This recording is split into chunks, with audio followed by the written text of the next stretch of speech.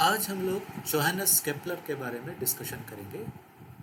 Johannes Kepler ने laws of planetary motion हम लोगों को दिया और ये केपलर के ही लॉज ऑफ मोशन है जिसके चलते आगे चलकर न्यूटन ने ग्रेविटेशनल लॉ को प्रतिपादित करने में कामयाब हुए। केपलर एक बहुत ही महत्वपूर्ण व्यक्ति हैं साइंस की हिस्ट्री में, क्योंकि उन्होंने सबसे पहले दिखाया कि किस तरीके से हमें अपने पूर्वाग्रहों से मुक्त होकर जो ऑब्जेक्टिव डेटा है उस ऑब्जेक्टिव डेटा को महत्व देना चाहिए और उसको महत्व देकर हमें आगे बढ़ना चाहिए, तभी जाकर हमें सही निष्कर्ष पर पहुंचने में मदद मिलेगी। क्योंकि केपलर पहले एक अपनी एक धारणा को लेकर के चलते थे, लेकिन बाद में जब वो टाइको ब्राहे के डेटा को उन्होंने देखा तो वो तय किए कि नहीं, मुझे अपने पूर्वाग्रहों से मुक्त होकर के टाइको ब्राहे के डेटा के आधार पर अपनी बात को कहनी चाहिए। जोहानस केपलर का जन्म 1571 में हुआ। उनका जन्म जर्मनी में हुआ, जो कि यूरोप का ही देश है।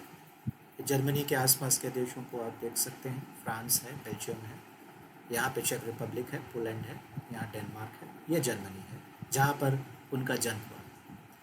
बचपन में एक कॉमेट की घटना के चलते उनके मन में साइंस को लेकर और ख़ास तौर पर एस्ट्रोनॉमी को लेकर के काफ़ी रुचि पैदा हो गई। ये टाइको ब्राहे हैं। टाइको ब्राहे उनके मेंटोर थे। टाइको ब्राहे के अंतर्गत उन्होंने अपनी प्राथमिक रिसर्च को किया और इसके पीछे भी उनका एक उद्देश्य था कि क्यों उन्होंने टाइको ब्राहे को अपना गुरु माना। इन दोनों ने मिलकर के प्राग में, जो कि चेक रिपब्लिक में है, प्राग, वहाँ पर उन्होंने अपना रिसर्च को किया।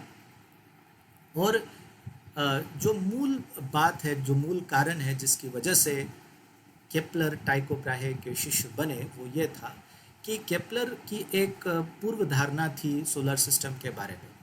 वो समझते थे कि जो 5 रेगुलर पॉलीहेड्रॉन्स है, 5 रेगुलर पॉलीहेड्रॉन्स ये है, 5 रेगुलर पॉलीहेड्रॉन्स टेट्राहेड्रॉन है, ये क्यूब है, ऑक्टाहेड्रॉन है, डोडेकाहेड्रॉन है और आइकोसाहेड्रॉन है।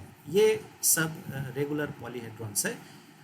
वो मानते थे, केपलर मानते थे कि उस ज़माने में जो सिर्फ 5 ही ग्रह के बारे में लोग जानते थे, तो ये ग्रह सिर्फ 5 क्यों हैं, इसके बारे में केपलर की जो धारणा थी वो ये थी कि ये सभी जो पॉलीहेड्रॉन्स है ये एक के अंदर एक है और जो ग्रह है ये सब उनके कोण पे स्थित है और केंद्र में सूरज है और इसी से उनका रिलेटिव जो डिस्टेंस है, उन सूरज से जो रिलेटिव उनकी दूरी है, ये पता लगाया जा सकता है।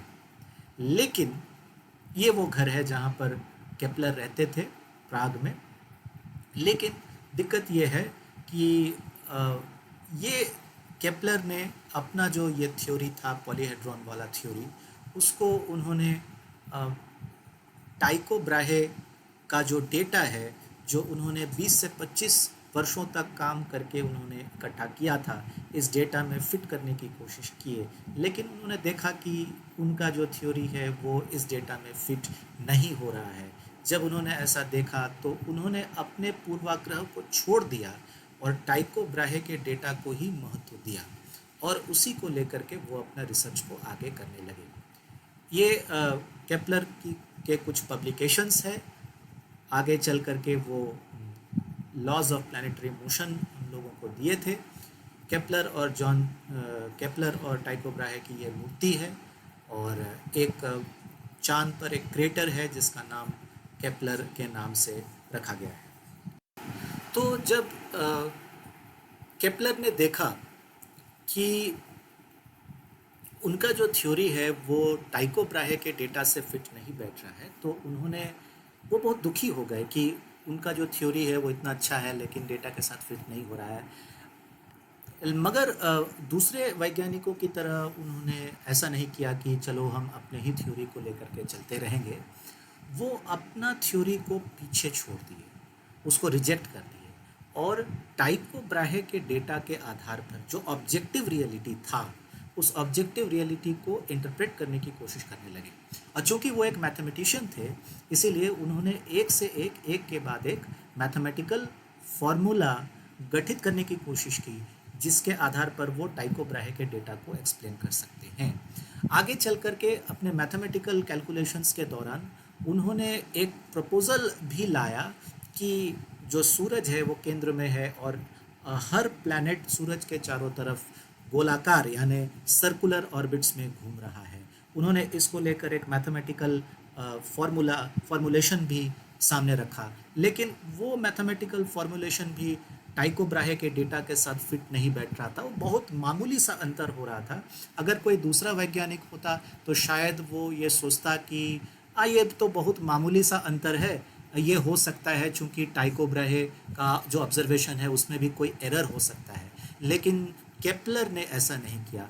केपलर जानते थे कि किस तरीके से टाइको ब्राहे ने बहुत बारीकी से अपना ऑब्जर्वेशन किया था, इसीलिए उन्होंने फिर से अपना जो थ्योरी था वो सर्कुलर ऑर्बिट्स का थ्योरी उसको भी उन्होंने रिजेक्ट कर दिया और फिर से वो नया जो थ्योरी वो सामने लेकर के आए, नए मैथमेटिकल फॉर्मूलेशंस सामने लेकर के आए और अंततः उन्होंने इलिप्टिकल ऑर्बिट के थ्योरी को सामने रखा और दुनिया को लॉज ऑफ प्लैनेटरी मोशन मिला। तो ये कहानी थी जोहानस केपलर की। हम लोग एक बार फिर आएंगे आगे एक और बहुत ही एक्साइटिंग कहानी के साथ। तो हिस्ट्री ऑफ साइंस देखते रहिए। Thank you.